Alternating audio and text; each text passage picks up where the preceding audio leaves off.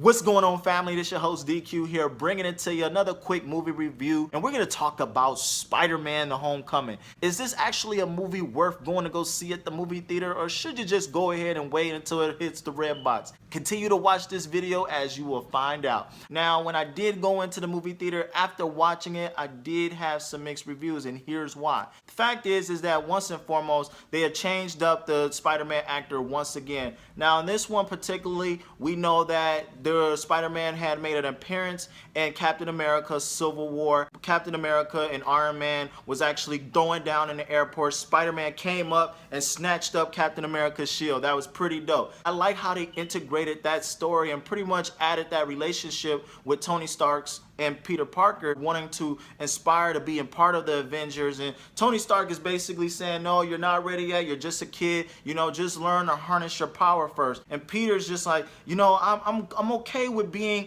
the neighborhood superhero, but I really want to do something worthwhile. I want the excitement, the fight, the action. He wants to be a part of the Avengers. He wants to be a part of the big missions and the crimes that's going down, and he wants to be part of something big and finding a purpose with his powers. And so of course he's fighting crime. He's trying to get himself involved and using his powers for good, of course. And of course, he come across this villain, the Vulture guy, robotic guy that you've seen in the trailer that pulls Spider-Man up from all up to the sky. He was the main villain in the movie. For his story, it didn't really quite make sense as to what his motivation was. I didn't really feel a real connection as to why he should have been a villain. In fact, he could have just been any regular day villain, just like anyone else that you've seen in the previous Spider-Man movies that was just kind of a filler. But the main plot villain had an actual story, like the Green Goblin. Spider-Man was definitely very cheesy and corny, as he always has in all of his movies, but this movie was very smart. It kind of had an Iron Man type of feel to it, only because of the fact they made Spider-Man very codependent on this suit that Tony Stark had given Spider-Man, because of the fact, he was part of the Avengers and helped him with, according to the lines that he had in Captain America: Civil War. They gave him a special suit that the suit basically talked to him and had different functionalities and features just like the Iron Man suit did. And I thought that was kind of weird. I was like, wait a second. I always known Spider-Man to depend on his spider senses and his strength in himself to fight crime. I just didn't think that was kind of odd to have such a smart super suit like the Iron Man suit. We know Spider-Man in different universe that he has electronic web cartridges. This one, it was kind of weird that he had to reload his web cartridges, and it was kind of weird. I was like, wait a second.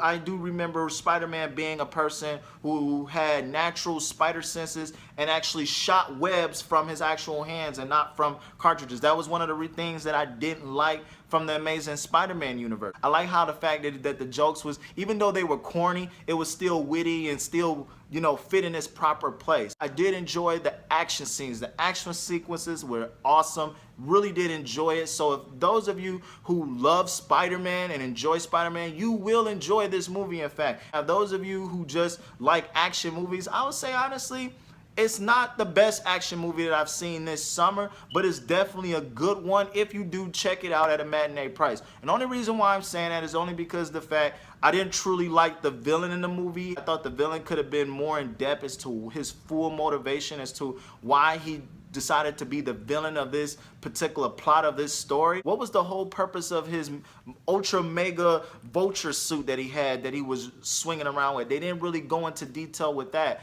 I'll give it a 4 out of 5. I say that's fair, only because of the fact, again, it was a decent Spider-Man movie. And in fact, it wasn't my favorite Spider-Man movie, but it definitely is a good Spider-Man movie in the actual Spider-Man universe. Let me know in the comments below what you guys think. Is this one of your favorite Spider-Man movies? Which one is your favorite? Did you like it? Did you not? Tell me in the comments below. Let me know what you think. And again, if you want to see more content like this, feel free to subscribe. Definitely more content like this coming your way. And I would like to hear your guys' comments in the comments below. Again, this is your host DQ, giving you guys another movie review, and I'll see you guys at the next video. This is where awesome people come to watch. See you at the next slide. Peace.